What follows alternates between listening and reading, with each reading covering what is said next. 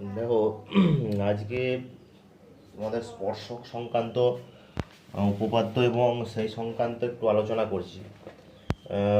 প্রথম কথা হচ্ছে স্পর্শক কীরকম হয়। ধরো একটা বৃত্ত আছে, একটা বৃত্ত, এই বৃত্তের স্পর্শক কোনটা হবে? না, এই বৃত্তের স্পর্শক এটা নয় বা এটাও নয়, এই জাতীয় জিনিসগুলোকে আমরা স্পর্শক বলি না। স্পর্শক বৃত্তের, এটা ধরো বৃত্ত, তার স্পর্শক কিন্তু একটা পয়েন্টে মিট করবে, এখানে যে কোনো একটা পয়েন্টে মিট করবে, একটা নির্দিষ্ট পয়েন্টে মিট করবে। তোমরা কোনো একটা কাঠি বা ঝেঁটা খাঁচি নিয়ে একটা গোল বৃত্তাকার অংশে নিয়ে করে দেখতে পারো। এই যেই পয়েন্টে মিট করছে এইখানে, এইটাকে আমরা কি বলি? না, স্পর্শক বা ট্যানজেন্ট বলি, স্পর্শক বা ট্যানজেন্ট বলি। আর যে বিন্দুতে স্পর্শকটা উৎপন্ন হয়েছে সেই বিন্দুতে সেন্টারের দিকে যদি একটা লম্ব টানি, যেটা পাবো সেটাকে আমরা অভিলম্ব বা নর্ম্যাল বলি, অভিলম্ব বা নর্মাল বলি। এবারে এই স্পর্শক দু ধরনের হয়। কীরকম? একটা হচ্ছে সরল স্পর্শক, সরল সাধারণ স্পর্শক, আর একটা হচ্ছে তির্যক স্পর্শক। একটা হচ্ছে সরল সাধারণ স্পর্শক, আর একটা হচ্ছে তির্যক স্পর্শক। ঠিক আছে? এবং যখন দুটো বৃত্ত একদম পাশাপাশি থাকবে, হুম, এবং দুটো বৃত্তের একই পার্শ্বে যখন আমরা স্পর্শকটা টানবো, সেটাকেই আমরা সরল সাধারণ স্পর্শক বলি। কীরকম? এরকম একটা বৃত্ত আছে, তার পাশে আরও একটা এরকম বৃত্ত আছে। ধরো যখন আমরা এরকম পাশাপাশি, অর্থাৎ একই দিকেই দেখো একটা লাইন টেনেছি, তাই তো? এই যে স্পর্শকটা পাবো একই দিকে, নিচেও হতে পারে, এটাকে আমরা বলি সরল সাধারণ স্পর্শক। কিন্তু যদি এই লাইনটা একই দিকে না হয়, অর্থাৎ যদি এরকম হয়, এখানে একটা বৃত্ত আছে আর এখানে একটা বৃত্ত আছে, ধরো এর এই উপরের সঙ্গে এর এই নিচে, আর এর এই উপরের সঙ্গে এর এই নিচে যখন হয়, তখন আমরা সেটাকে বলি তির্যক স্পর্শক। তখন সেটাকে আমরা কি বলি? না, তির্যক স্পর্শক বলি, তির্যক স্পর্শক। তখন আমরা সেটাকে তির্যক স্পর্শক বলি। ঠিক আছে? এবারে স্পর্শক আমরা কিরকম করে টানতে পারি বা কতগুলো টানতে পারি, সেটার একটা আমার ব্যাপার আছে। ধরো দুটো বৃত্ত পরস্পরকে অন্তস্থভাবে কাট করেছে, মানে এখানেই দুটো বৃত্ত আছে এরকম অন্তস্থ বৃত্ত, সেক্ষেত্রে আমরা একটাই স্পর্শক পাবো। দুটো বৃত্ত যদি আমার অন্তস্থভাবে ছেদ করে, তখন মানে অন্তস্থভাবে থাকে, তখন দুটো এরকম একটা স্পর্শক পাবো। আবার যদি ধরো এই একটা বৃত্ত তার সঙ্গে এই একটা ছোট বৃত্ত এই আকারে থাকে, তখনও আমরা কতগুলো স্পর্শক পাবো? তখন আমরা এই দিক দিয়ে একটা স্পর্শক পেতে পারি, আবার এই বরাবর একটা স্পর্শক পেতে পারি। তার মানে আমরা দুটো স্পর্শক পেতে পারি, তাই তো? এবং সেই দুটো সরল স্পর্শক, সরল সাধারণ স্পর্শক। আবার যদি আমার এইভাবে থাকতো, না এরকম থাকতো, আর আমার একটু গ্যাপ দিয়ে, আচ্ছা গ্যাপটা পরেই দেখাচ্ছি, ধরো এখানে টাচ করে থাকলো, জাস্ট বহিঃস্পর্শ করে থাকলো, তখন কীরকম পেতাম? দেখো, দুদিকে দুটো পেতাম, এইদিকে একটা পেতাম, এইদিকে একটা পেতাম, তাই তো? আর এই বরাবর একটা পেতাম, তার মানে আমার তিনটে হচ্ছে, তিনটে স্পর্শক হচ্ছে। আবার যদি আমার এরকম থাকতো, এইটা একটা আর এইটা একটা থাকতো, তখন কি হতো? না এইটা একটা হতো, তাই তো? আবার দেখো নিচে এইটা একটা হতো, আবার দেখো এইখান থেকে এইখানে একটা হতো, এইখান থেকে এইখানে একটা হতো, অর্থাৎ চারটে আমার স্পর্শক আমি টানতে পারতাম, চারটে আমার স্পর্শক আমি চাইলে টানতে পারতাম। ওকে? এবারে এখানে একটা জিনিস মনে রাখবে, যখন এরকম দুটো বৃত্ত যখন বহিঃস্পর্শ করবে, তখন দেখো এই সেন্টার থেকে এই সেন্টারের দূরত্ব কত? না, এর ব্যাসার্ধ আর এর ব্যাসার্ধের যোগফল। বহিঃস্পর্শ করলে শুধুমাত্র ব্যাসার্ধগুলোর যোগ করে দিলেই হয়ে যাবে। আর যখন এরকম অন্তভাবে ছেদ করবে, তখন দেখো বাইরের বাইরের ব্যাসার্ধ থেকে, অর্থাৎ বড় বৃত্তের ব্যাসার্ধ থেকে ছোট বৃত্তের ব্যাসার্ধটা বিয়োগ করে দেবো। দুটো বৃত্তে যখন অন্তঃস্পর্শ করবে, তখন এভাবে বিয়োগ করে দেবো। তোমাদের এখানে এই চ্যাপ্টারে কয়েকটা উপপাদ্য আছে, উপপাদ্যগুলো তোমরা করবে, কিন্তু তার মধ্যে একটা উপপাদ্য হচ্ছে 41 উপপাদ্যটা। 41 উপপাদ্যটা একটা ইম্পর্টেন্ট উপপাদ্য, যদিও খুবই সহজ উপপাদ্য। যতগুলো তোমাদের উপপাদ্য আছে 41 উপপাদ্যটা কিন্তু খুবই সহজ উপপাদ্য। খুব সহজ এই কারণেই বললাম, একটু দেখালেই তোমরা বুঝতে পারবে কেন খুব সহজ উপপাদ্য এটাকে আমি বলছি। কি বলেছে 41 উপপাদ্যটা? না, 41 উপপাদ্যটা বলছে যে বৃত্তের বহিস্থ কোনো বিন্দু থেকে যদি বৃত্তের উপর আমরা স্পর্শক টানি, একটা বৃত্ত আছে, এই বৃত্তের বাইরের একটা বিন্দু থেকে স্পর্শক টানবো, মানে আমার ব্যাপারটা ধরো এরকম, এইটা হচ্ছে আমার বাইরের বিন্দু। এই বাইরের বিন্দু থেকে এই বৃত্তের উপর যদি আমি স্পর্শক টানি, তাহলে এখান থেকে একটা অভিলম্ব, এখান থেকে একটা অভিলম্ব, তাই তো? এইটা একটা টানো। যদি আমি টানি তখন কি দেখব, যে স্পর্শ বিন্দুর সঙ্গে বহিস্থ বিন্দুর সংযোজক সরলরেখাংশ দুটি সমান এবং কেন্দ্রে সমান কোণ উৎপন্ন করেছে। কেন্দ্রে সমান কোণ উৎপন্ন করেছে। ধরো এটা পি বিন্দু, এটা এ বি, আর সেন্টারটা আমার ও। আমাকে দেখাতে হবে যে পি এ সমান পি বি, এটা দেখাতে হবে। আর একটা দেখাতে হবে কি না, পি ও এ সমান কোণ পি ও বি। এখন দেখো এখানে দুটো ত্রিভুজে ভাগ হয়ে গেছে, উপরে একটা ত্রিভুজ আছে, নিচে একটা ত্রিভুজ আছে, উপরে একটা ত্রিভুজ আছে, নিচে একটা ত্রিভুজ আছে, তাই তো? এই দুটো ত্রিভুজে যখনই এটা ভাগ আছে, এই দুটো ত্রিভুজের ব্যাপারটা যখনই ভাগ আছে, তখন আমি এটাকে সর্বসম ত্রিভুজের আকারে এটাকে আনতে পারি। সহজে এটাকে সর্বসম ত্রিভুজ বলা যায়। দেখো উপরের পিও এ, উপরের ত্রিভুজটার আর নিচের পিওবি, এই দুটো ত্রিভুজের মধ্যে দেখো এটা হচ্ছে সাধারণ বাহু, তাই তো? এটা সাধারণ বাহু। আবার দেখো এইটাও 90 ডিগ্রি। আমি কি বলেছিলাম, যে বিন্দুতে স্পর্শক হয় সেখান থেকে আমরা যেটা লম্ব টানলে যেটা পাই সেটাকে আমরা অভিলম্ব বলি। তাহলে ওটা 90 ডিগ্রি, তাহলে এটাও 90 ডিগ্রি, তাহলে এই দুটো কোণ সমান। আবার দেখো এই বাহুটা আর এই বাহুটা সমান, কারণ একই বৃত্তের ব্যাসার্ধ সমান। তাহলে যখনই একই বৃত্তের ব্যাসার্ধ সমান, তাহলে আমি কি পেলাম না, সাইড অ্যাঙ্গেল সাইড, এই তত্ত্ব অনুযায়ী ত্রিভুজ দুটো সর্বসম। তাহলে ত্রিভুজ দুটো সর্বসম হলে তার বিপরীত বাহু এই দুটো সমান, তার এই ভিতরে এই কোণগুলোও সমান। প্রমাণ হয়ে গেল। এটা খুব সহজ প্রমাণ, ঠিক আছে? এবং একইভাবে তোমাদের আরো একটা উপপাদ্য এখানে আছে, সেটা হচ্ছে 42 উপপাদ্য। ওটাও করতে হবে। 42 উপপাদ্যটা কি বলেছে না, যদি দুটি বৃত্ত পরস্পরকে স্পর্শ করে, স্পর্শবিন্দু দুটি কেন্দ্র দুটির সংযোজক সরলরেখাংশের উপর অবস্থিত। স্পর্শবিন্দু দুটি সরল সংযোজক সরলরেখার উপর অবস্থিত, তাই তো? ধরো একটা এখানে বৃত্ত আছে, আরো একটা এখানে বৃত্ত আছে। বলেছে যদি দুটি বৃত্ত পরস্পরকে স্পর্শ করে, তাহলে আমাকে দেখাতে হবে স্পর্শবিন্দু দুটি সংযোজক সরলরেখাংশের উপর অবস্থিত। তাহলে ধরো এটা আমার এ, এটা আমার বি, এরা পরস্পরকে করেছে, এবং এইখানে এরা যখন যেই পয়েন্টে ছেদ করেছে সেটা হচ্ছে পি পয়েন্ট, আর এই পয়েন্টটা হচ্ছে এখানে একটা আমি স্পর্শক টানলাম, এই স্পর্শকটাকে নাম দিয়ে দিচ্ছি এস আর টি। আমাকে কি দেখাতে হবে না, আমাকে দেখাতে হবে A B R P, A B R P এই তিনটি সমরেখ, এ বি আর পি এই তিনটি বিন্দু সমরেখ। দেখো যেহেতু এ বি বৃত্ত, এ কেন্দ্রীয় আর বি কেন্দ্রীয় বৃত্ত পরস্পরকে পি বিন্দুতে ছেদ করেছে, এবং পি বিন্দুতে একটা সাধারণ স্পর্শক এসটি আছে, তাই তো? তাহলে এসটিটা যদি সাধারণ স্পর্শক হয়, যে স্পর্শকটা দুটো বৃত্তকেই আমার পি বিন্দুতে ছেদ করেছে, তাহলে এখান থেকে আমি সহজেই, তাহলে দেখো একেন্দ্রীয় বৃত্তের ক্ষেত্রে এসটিটা হচ্ছে স্পর্শক, আর এপিটা হচ্ছে স্পর্শবিন্দুগামী ব্যাসার্ধ। তাহলে স্পর্শবিন্দুগামী ব্যাসার্ধ স্পর্শক, দেখো এসটিটা হচ্ছে এস আর টি, এটা হচ্ছে স্পর্শক, আর এটা হচ্ছে স্পর্শবিন্দুগামী ব্যাসার্ধ। যেহেতু এটা স্পর্শবিন্দুগামী ব্যাসার্ধ, তার মানে এটা এসটির উপর লম্ব, তাই তো?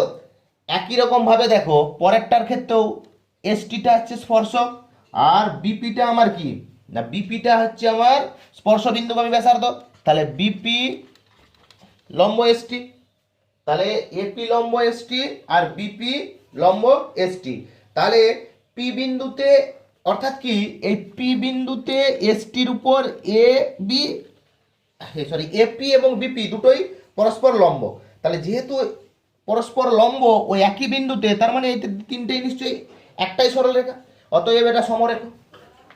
এবারে এই চ্যাপ্টারের যে সমস্ত অঙ্কগুলো আছে সেই অঙ্কগুলো নিয়ে একটু আলোচনা করছি। চ্যাপ্টারের অঙ্কগুলো 11 দাগ থেকে শুরু, চ্যাপ্টারের অঙ্কগুলো 11 দাগ থেকে শুরু।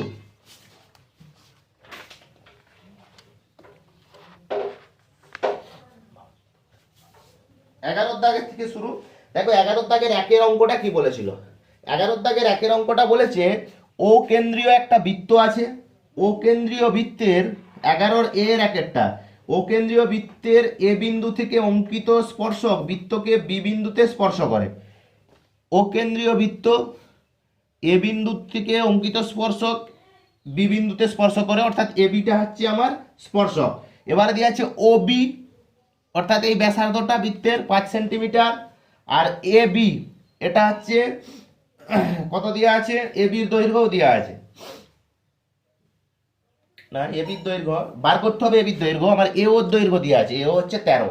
তাহলে আমি পরপর যদি লিখি, দেখো এটা আমার 90 ডিগ্রি অ্যাঙ্গেল, কোন বি আমার 90 ডিগ্রি, ও এটা কত না 13 সেন্টিমিটার, ও বিটা কত না 5 সেন্টিমিটার, তাই তো?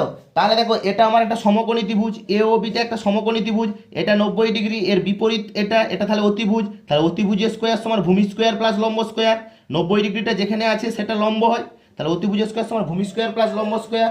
জাস্ট আমি বসিয়ে দিয়েছি এ ও স্কোয়ার সমান ও B square plus A B square, তাহলে এ ও স্কোয়ার মাইনাস ও বি স্কোয়ার সমান এ বি স্কোয়ার, মানগুলো বসিয়ে দিই এখান থেকে এনে, 13 স্কোয়ার মাইনাস 5 স্কোয়ার, তাহলে 169 মাইনাস 25 সমান 144, তাহলে এবি সমান কত না 12, এবি সমান কত না 12, এবি সমান 12।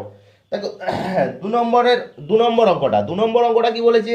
2 নম্বর বলেছে দুটি বৃত্ত পরস্পরকে সি বিন্দুতে বহিঃস্পর্শ করে, দুটি বৃত্ত পরস্পরকে সি বিন্দুতে বহিঃস্পর্শ করে, এই একটা বৃত্ত, এই একটা বৃত্ত, একটা ও কেন্দ্রীয় বৃত্ত, একটা ও ড্যাট কেন্দ্রীয় বৃত্ত পরস্পরকে সি বিন্দুতে ছেদ করেছে। এ বি সাধারণ স্পর্শক, একটা স্পর্শক এঁকেছি এ বি, যেটা ও বৃত্তকেও, ও বৃত্তেরও স্পর্শক বি বৃত্তেরও স্পর্শক, এটা হচ্ছে সাধারণ স্পর্শক। এখন এ সি বি, অর্থাৎ এই এ বিন্দু থেকে এই সি বিন্দুতে একটা লাইন টানলাম, আবার বি বিন্দু থেকে সি বিন্দুতে আর একটা লাইন টেনে যুক্ত করলাম, করতে ভিতরে যে অ্যাঙ্গেলটা উৎপন্ন হয়েছে এ সি বি কোণ, এটা কত ডিগ্রি কোণ, এটা কত ডিগ্রি কোণ? দেখো এটা একটু মনে রাখবে যে দুটো বৃত্ত যদি দুটো বৃত্তের যদি পরস্পরকে বহিঃস্পর্শ করে এবং তাদের যদি একটাই সরল সাধারণ স্পর্শক পায়, ওই সরল সাধারণ স্পর্শকটা থেকে যদি যেই বিন্দুতে পরস্পরকে ছেদ করেছে বৃত্ত দুটো, সেই বিন্দুতে আমরা যদি পরস্পরকে যদি সেখান থেকে লাইনটা টানি, লাইনটা টানলে বৃত্তের কেন্দ্রে যে কেন্দ্রস্থ কোণটা পাবো সেটার মান 90 ডিগ্রি, সেটার মান 90 ডিগ্রি। তোমরা 217 পাতায় প্রয়োগ 16 ওটা একটু দেখবে, তাহলে আরো বুঝতে পারবে, 11 3 একটা, 11 3 একটা, 11 3 একটা কি বলেছে? ও কেন্দ্রীয় বৃত্তের ব্যাসার্ধের দৈর্ঘ্য 5, ও কেন্দ্রীয় বৃত্তের ব্যাসার্ধের দৈর্ঘ্য 5, ও বিন্দু থেকে 13 সেমি দূরে পি একটি বিন্দু, পি বিন্দু থেকে বৃত্তের দুটি স্পর্শক দৈর্ঘ্য পি কিউ এবং পি আর, পি কিউ ও আর চতুর্ভুজের ক্ষেত্রফল নির্ণয় করো। তাহলে আমার একটা দেখো একটা বৃত্ত এঁকেছি, বৃত্তের সেন্টারটা আমার কত না ও, বৃত্তের বহিস্থ একটা বিন্দু আছে পি, পি বিন্দু থেকে দুটো স্পর্শক টানছি, একটা হচ্ছে পি কিউব আর একটা হচ্ছে পি আর। এখন আমার এই যে ভিতরে যে চতুর্ভুজটা পেয়েছি, এই চতুর্ভুজটার ক্ষেত্রফল বার করতে হবে। তাহলে চতুর্ভুজটার ক্ষেত্রফল পেতে গেলে আমার কি দেওয়া আছে না ও কিউ দেওয়া আছে, অর্থাৎ বৃত্তের ব্যাসার্ধ দেওয়া আছে এটা 5 সেন্টিমিটার, ওপি মানে এই বিন্দু থেকে এই বিন্দুতে যোগ করলে যেটা, এটার দৈর্ঘ্য 13 সেন্টিমিটার। ঠিক আছে, এখান থেকে আমাকে বার করতে হবে কি না এই ক্ষেত্রফল। দেখো এটা ক্ষেত্রফল বার করতে হলে এটা একটা দুটো ত্রিভুজে ভাগ হয়ে গেছে এবং দুটো সমকোণী ত্রিভুজ, তাহলে এক একটা ত্রিভুজের ক্ষেত্রফল আমি সহজেই বার করতে পারবো। এক একটা ত্রিভুজের ক্ষেত্রফলের জন্য আমার কি চাই না, সমকোণী ত্রিভুজের ক্ষেত্রফলের সূত্র হচ্ছে হাফ গুণিত ভূমি, ভূমির মানটা ও কিউ, এটা আমার দেওয়া আছে, ইন্টু উচ্চতা, উচ্চতা মানে পি কিউ, এই উচ্চতাটা আমাকে বার করতে হবে। তাহলে পি কিউটা আমি কি করে বার করব না, পি কিউ বার করার সূত্র হচ্ছে সেই একই অতিভুজের স্কোয়ার সমান ভূমি স্কোয়ার প্লাস লম্ব স্কোয়ার। এখানে তো আমি একবারে করছি, পি কিউ সমান তাহলে কত হবে না ওপি square minus O Q square. তাহলে মানটা যদি বসাই, ওপির মান 13, 13 স্কোয়ার মাইনাস 5 স্কোয়ার মানে 144 সমান কত না 12, অর্থাৎ 12 সেন্টিমিটার পি কিউটা। তাহলে তো হয়ে গেছে, এই গোটা চতুর্ভুজের ক্ষেত্রফল সমান ও পি কিউ ত্রিভুজের ক্ষেত্রফল যুক্ত ও পি আর ত্রিভুজের ক্ষেত্রফল। বাস, তার মানে হাফ গুণিত পি কিউ গুণিত ও কিউ যুক্ত হাফ গুণিত পি আর গুণিত ও আর। জাস্ট মানগুলো বসিয়ে দেবো, 12 গুণিত 5, এখানেও 12 গুণিত 5 মানে 30, 30 আর 30 60, 30 আর 30 কত 60। তারপরে বলেছে চারের অঙ্কটা, দুটি বৃত্তের ব্যাসার্ধের দৈর্ঘ্য 5 সেমি এবং 3 সেমি, দুটি বৃত্তের ব্যাসার্ধের দৈর্ঘ্য 5 সেমি এবং 3 সেমি, বৃত্ত দুটি পরস্পরকে বহিস্পর্শ করে, বৃত্ত দুটির কেন্দ্রদ্বয়ের মধ্যে দূরত্ব কত। তাহলে দেখো, একটু আগে এটা তোমাদেরকে বোঝানোর সময় আমি বলে দিয়েছি, দুটো বৃত্ত বহিস্পর্শ করছে, দুটো বৃত্ত যখন বহিস্পর্শ করে তখন তাদের মধ্যে, তাদের দুটো কেন্দ্রের মধ্যে দূরত্ব কি হয় না, তাদের ব্যাসার্ধ দুটোর যোগফল, তাদের ব্যাসার্ধ দুটোর যোগফল। বাস ওটা যোগ করে দিলেই হয়ে যাবে, 5 আর 3 8।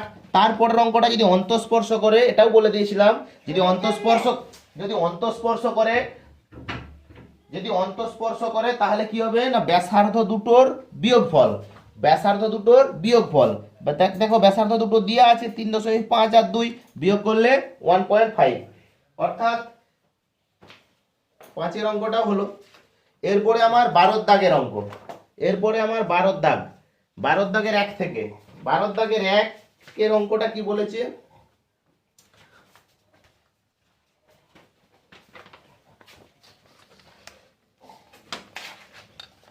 দেখো 12 দাগের 1 এর অঙ্কটা একটু বইতে থেকে ছবিটার দিকে তাকাও, ছবিটা তাকালে কি আছে না একটা ও কেন্দ্রীয় বৃত্ত আছে, ওই বৃত্ত থেকে বাইরে বহিষ্ঠ একটা টি আছে, টি বিন্দু থেকে একটা পিটি হচ্ছে টানা হয়েছে স্পর্শক, আবার পি আর পি থেকে আবার বি যুক্ত করা হয়েছে, আর এই যেখানে বৃত্তের সঙ্গে কাট করেছে এটার নাম পয়েন্টটা হচ্ছে এ পয়েন্ট। এখন এইটার ক্ষেত্রে আমি ও আর পি, এইটা পরে প্রথমে এটা দেওয়া ছিল ও আর পি, এটা আমি যুক্ত করেছি, ও আর পি এটা যুক্ত করা হয়েছে, ঠিক আছে। তাহলে যদি ও আর পি আমি যুক্ত করি তাহলে আমি পিবিও আবার কি দিয়েছে দেখো আমাকে, পিবিওটা আমার 30 ডিগ্রি, পিবিও যদি আমার 30 ডিগ্রি হয়, আবার দেখো তাহলে ও পিবিও 30 ডিগ্রি, ও পিবিও 30 ডিগ্রি কেন না ওবি আর ওপি একই বৃত্তের ব্যাসার্ধ, তাহলে একই বৃত্তের ব্যাসার্ধ হলে যেহেতু এই দুটো বাহু সমান, এদের এই বাহুটার বিপরীত কোণ এটা আর এই বাহুটার বিপরীত কোণ এটা, এটাও সমান, তাহলে ওই দুটো কোণ সমান। তার মানে আমার এই বাইরের বহিস্থ কোণটা টিওপি এটা কত না, আমরা কি জানি বহিস্থ কোণ সমান অন্তস্থ বিপরীত কোণ দ্বয়ের যোগফলের সঙ্গে সমান, তাহলে এটাও 30 আর এটাও 30, 30 30 যোগ করলে কত না 60। আবার এইখান থেকে এটা তো অভিলম্ব, তাহলে অভিলম্ব টানলে এটা 90 ডিগ্রি, তার মানে ও পিটি আমার 90 ডিগ্রি। এবার আমাকে কি বার করতে বলেছে না পিটিএ, মানে এই অ্যাঙ্গেলটা, এই অ্যাঙ্গেলটা, এই অ্যাঙ্গেলটা তাহলে বার করতে গেলে আমার তো পেয়ে গেছি, এটা আমার 60 ডিগ্রি, এটা আমার 90 ডিগ্রি, তাহলে আমার এটা কত না ত্রিভুজের তিনটে কোণের সমষ্টি 180 ডিগ্রি, তাহলে 180 ডিগ্রি থেকে এই দুটোর যোগফল বিয়োগ করে দেবো, তাহলে 30 ডিগ্রি, বিয়োগ করে দিলে কত বেরোবে 30 ডিগ্রি। তারপরে দেখো একটা ছবি দেওয়া আছে, তোমাদের বইয়ে একটা ছবি দেওয়া আছে যে একটা এবিসি ত্রিভুজ অঙ্কন করা আছে, ওই এবিসি ত্রিভুজের ভিতরে একটা বৃত্ত আছে, হ্যাঁ অন্তর্বৃত্ত, ওই অন্তর্বৃত্তটা ত্রিভুজটাকে তিনটে পয়েন্ট পি কিউ আর আর পয়েন্টে ছেদ করেছে, পি কিউ আর আর পয়েন্টে ছেদ করেছে, মানগুলো দেওয়া আছে, এপির মান 4 সেন্টিমিটার, বিপি 6 সেন্টিমিটার, এসি টোটালটা 12 সেন্টিমিটার, আর বিসি ওটা এক্স, তাহলে আমার এক্স এর মান বার করতে বলেছে। দেখো আমি প্রথমে কি করব, সবগুলোকে যুক্ত করব, অর্থাৎ ও সেন্টারে ও থেকে এ যুক্ত করব, ও থেকে বি যুক্ত করব, ও থেকে সি যুক্ত করব, ও ও থেকে একটা লম্ব পি টানবো, আর একটা লম্ব কিউ টানবো, আর একটা লম্ব আর টানবো। ও থেকে এ বির উপর পি টানবো, বিসির উপর কিউ টানবো, এসির উপর আর টানবো, এসির উপর আর টানবো। এবারে দেখো এখানে দেখো বিপি এইটা আর বি কিউ, দেখো এটা স্পর্শক, তো শুধু এইটুকু ভাবো, এটা একটা স্পর্শক, তো এটা এই বৃত্তের স্পর্শক পি বিন্দু আর কিউ বিন্দুতে। তাহলে যেহেতু স্পর্শক তাহলে এই দুটো সমান সেই উপপাদ্য থেকে। তাহলে বিপি সমানই আমার বিকিউ, তাহলে আমার বিপিটা যদি 6 হয় বিকিউটাও আমার 6। একই রকমভাবে দেখো এপি আর এ আর সমান, কারণ এটা স্পর্শক, তাহলে এপি যত এ আর তত এটা স্পর্শক। তাহলে এ আর সমান কত না 4। তাহলে আমার গোটাটা এসিটা দেওয়া আছে 12, তাহলে সিআরটা কত না 12, 12 বিযুক্ত 4। তাহলে 12 থেকে 4 বিয়োগ করলে কত বেরোবে না 8 বেরোবে, 12 থেকে 4 বিয়োগ 8। তাহলে একইভাবে সিকিউ আর সিআর এর সঙ্গেও সমান, সিকিউ এর সঙ্গে দেখবে সিআর সমান, তাহলে সিকিউটা 8 সেন্টিমিটার।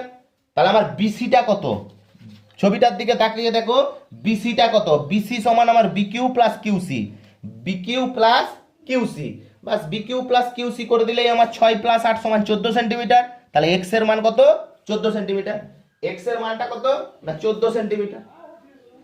তারপরে 3 নম্বর ছবিটার দিকে তাকাও, 3 নম্বর ছবিটার দিকে তাকাও না, পাশের চিত্রে এবিসি একটা, পাশের চিত্রে এবিসি কেন্দ্র বিশিষ্ট 3টা বৃত্ত পরস্পরকে বহিস্পর্শ করা আছে, এবং এবি 3টে বৃত্ত বহিস্পর্শ করা আছে, দিয়ে এরকম ত্রিভুজ আঁকা আছে, তার ভিতরে যে সেন্টারগুলোকে যোগ করলে যেটা পাচ্ছিলাম ত্রিভুজের মতো আঁকা আছে। এবারে আমার এখানে কতগুলো মান দেওয়া আছে, এবির মান দেওয়া আছে 5 সেন্টিমিটার, এবিটা 5 সেন্টিমিটার দেওয়া আছে, বিসিটা দেওয়া আছে আমার 7 সেন্টিমিটার, আর সিএটা আমার 6 সেন্টিমিটার, সিএটা আমার 6 সেন্টিমিটার। আমাকে বলেছে এ কেন্দ্র বিশিষ্ট বৃত্তের ব্যাসার্ধের দৈর্ঘ্য নির্ণয় করো, অর্থাৎ এই এপির মানটা আমাকে বার করতে হবে। কার মান না এপির মান। কি করে বার করব এপির মান না, একই রকম এখানে দেখো এপি, ভালো করে দেখো এপি আর এ কিউ একই বৃত্তের ব্যাসার্ধ সমান, ওটাকে এক্স ধরে নে।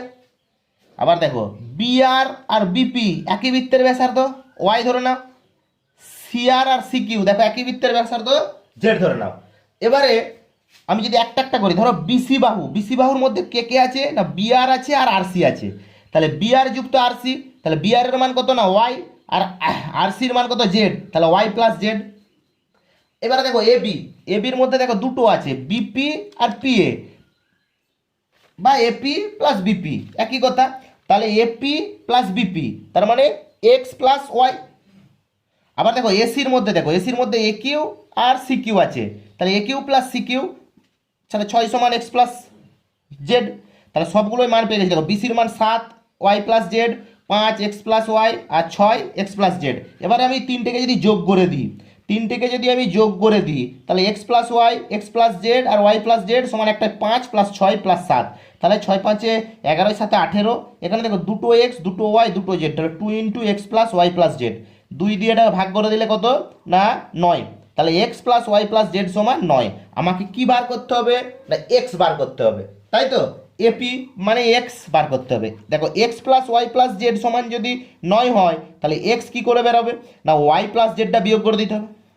এক্স সমান তাহলে দেখো সোজা কথায় 9 minus Y plus Z, Y plus জেডের মান আমার এখানে দেওয়া আছে 7, তাহলে 9 মাইনাস 7 সমান 2, তাহলে এপির মানটা কত বেরালো না 2, এপির মানটা কত বেরালো 2। তাহলে আমার 3 নম্বর অঙ্কটা হলো, এপির মান আমার 2। এবারে 4 নম্বর অঙ্কটা, এবারে আমার 4 নম্বর অঙ্ক,